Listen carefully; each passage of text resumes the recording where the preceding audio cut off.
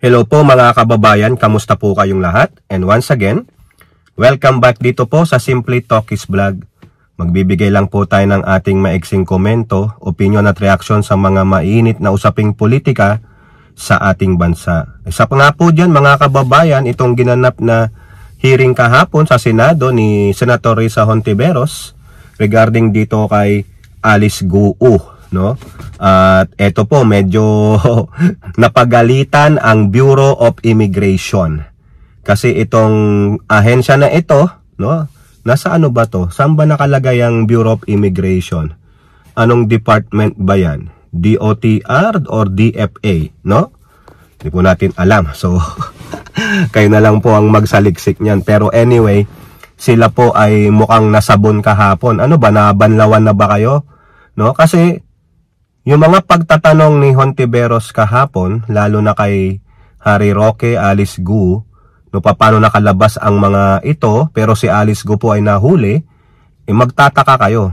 Paano nakalabas ang dalawang ito, lalo na si Harry Roque ngayon na patuloy pa ring pugante, no? At ganun din po, ang ating butihing sekretarya ng Department of Education ay may pinirmahang isang magandang implementing rules and regulations, mga kababayan. So napakaganda nito. At least alam nyo ang bagong kalihim ng Department of Education na si Secretary Angara ay patuloy na inaayos ang kalat na iniwan ni Sara Pusit Duterte.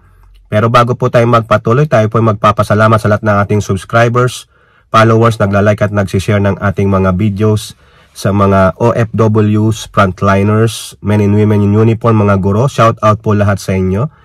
And may God bless us all. So unahin natin mga kababayan itong Bureau of Immigration na mga walang alam. No, kasi sabi nila mga kababayan, puntahan natin si Alice Guo, yung former mayor ng Bamban Tarlac, na nasasangkot po dyan sa Pogo, na isa pong lumaki sa farm, no? na late registration.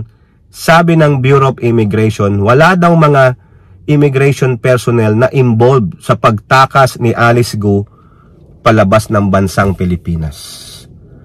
Hanggang ngayon, it is remain a mystery daw sa kanila. Paano po nakalabas si Alice Guo sa ating bansa? Despite of meron yata siyang warrant of arrest na. May mga kaso na sa kanya. Madali lang naman yan, immigration Kontakin nyo lahat yung sa ports, di ba? Sa airstrips, no? Kung ano man yung pwede nyong makontak na magkakaroon ng information yung mga lumalabas na tao sa ating bansa. Hindi lang dyan sa ating airport, no? Meron din po tayong mga barko, may mga pantalan. O sana nakibigay kayo ng intelligence fund, ginamitan nyo ng NICA, o kung ano man nag-gather ng intelligence, no? O nasa pool kayo, pero hugas kamay sila, wala daw immigration officer na tumulong sa pagtakas ni Alice Guo. Pwede na rin siya maging pusit. Sigurado kayo. So sino ngayon ang sisisihin natin mga kababayan? Na kanino ang sisi?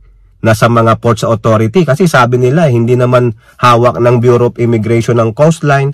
Ang mga ano pa dito, sabi pa nila, sabi ni Biado, mga kababayan, no? Yung basta hindi sakop ng Bureau of Immigration, wala silang kinalaman diyan. Off limits na yan sa kanila. Really? Coastline, yung mga private coastline and airstrips are not manned, hindi daw tinatauhan ng Bureau of Immigration. So malamang mga kababayan, iisipin ko na lang na private person, no?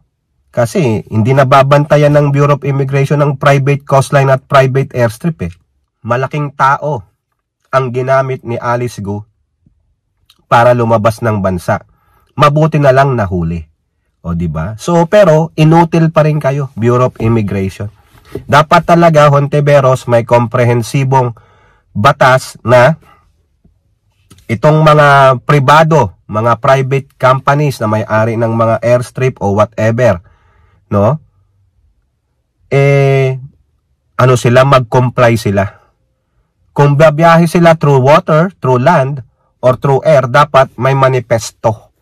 Otherwise, kung hindi, patawan ng kaukulang parusa. I-regulate ninyo. Diba? Kasi minsan, blindsided din ang MIA, yung Manila Aviation Authority, yung mga ganyan.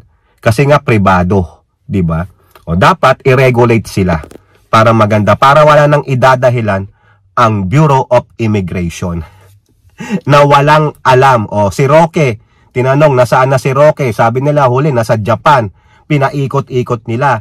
O, kung talagang gusto nyong malaman kung nasaan si Roque, sabi nyo, nasa Japan siya huling-huli, tanongin nyo yung flight details doon, kung ano may lumabas bang Harry Roque dyan, nasa data. Siguro naman, maganda ang data management sa airport ng immigration ng Japan. Diba? Bureau of Immigration, napakasimple lang naman. O, na-reject siya papuntang US. So, nasaan siya ngayon? Nasa Japan pa rin po. O, di pa hanap nyo kung nasaan sa Japan. Gaano ba kalaki ang Japan? Diba? O, yun lang. Hanapin nyo sa Japan. Yun ang huling-huling sabi nyo eh. Otherwise, nasa China na naman siya. O, diba? Kumakain na naman ng Chinese noodles. Hay, nako. O, eto pa mga kababayan. Si Hontiveros talaga rin nagpupuyos ulit. Bakit?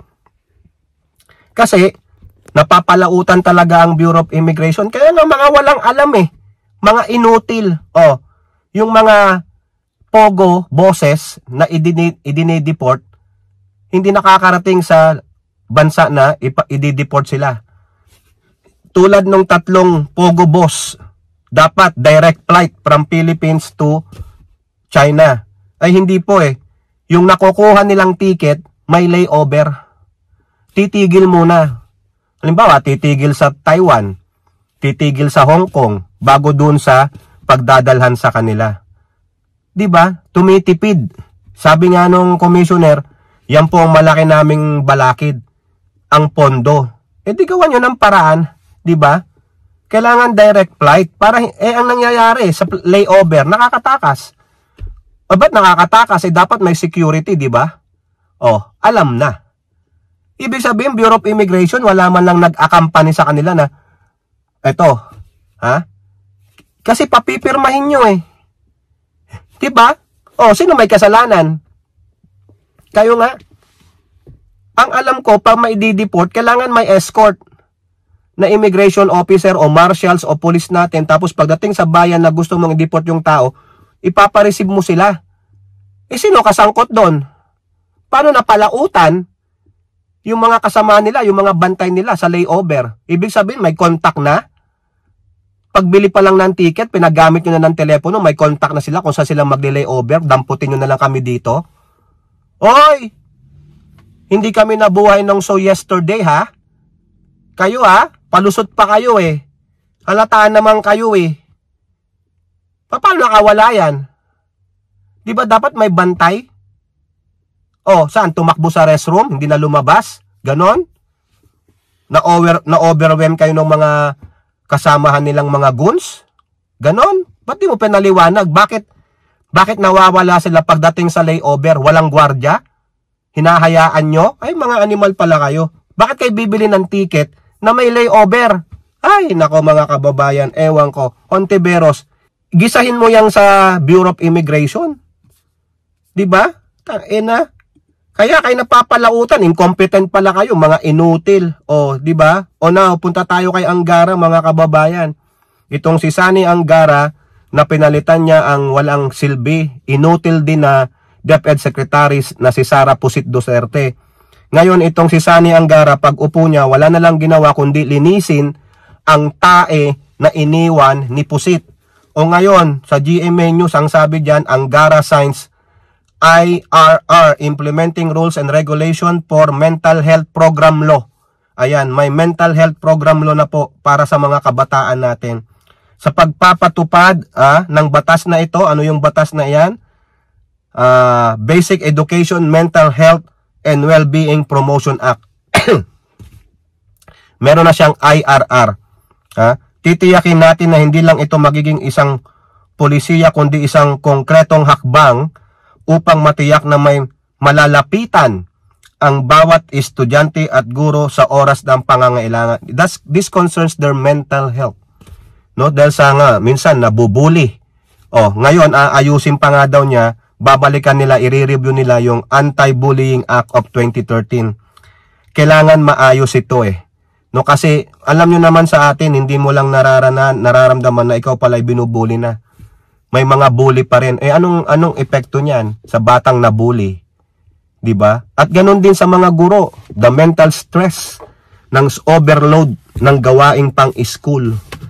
No, hindi lang sa mga guro, so lahat po, school administrators and personnel, non-teaching personnels, dapat i-provide 'yan. Kasi yung the rigorous, no, na trabaho, tapos pag kulang ang supply sa bata sa school, sa room mo, ikaw ang magpupuno bilang isang teacher, maaawa ka sa bata na tinuturuan mo na minsan walang pagkain. Siyempre, maawa ka bilang pangalawang magulang nila, di ba? Kaya tama po yan, Counseling Mental Health Act. Tama po, so kudos po ang gumawa ng batas na yan, ano? Okay? So yan lang po, at least ang ating DepEd Secretary talagang pinipix niya yung kalat, yung tae ni Sara Pusit Duterte at ibinibigay ang pangangailangan ng ating mga mag-aaral at mga guro at mga non-teaching personnels. No? Biruin nyo yan, pinatigil niya nga muna yung 52 million na ghost students di umano na bayad sa mga private schools na para sa mga senior high students. Talagang naglilinis po sila Wala na lang ginawa to si Sani Angara, mag-iisang taon na siya dyan sa DepEd. Puro linis kalat pa rin, di ba? At least nagtatrabaho, hindi tulad ni Pusit. Puro confidential funds lang ang alam. Kaya nga nananaba di ba? Kayo po, ano po ang inyong masasabi? Comment down below. And don't forget to like and share. Hope to see you in the next videos. Bye-bye. God bless.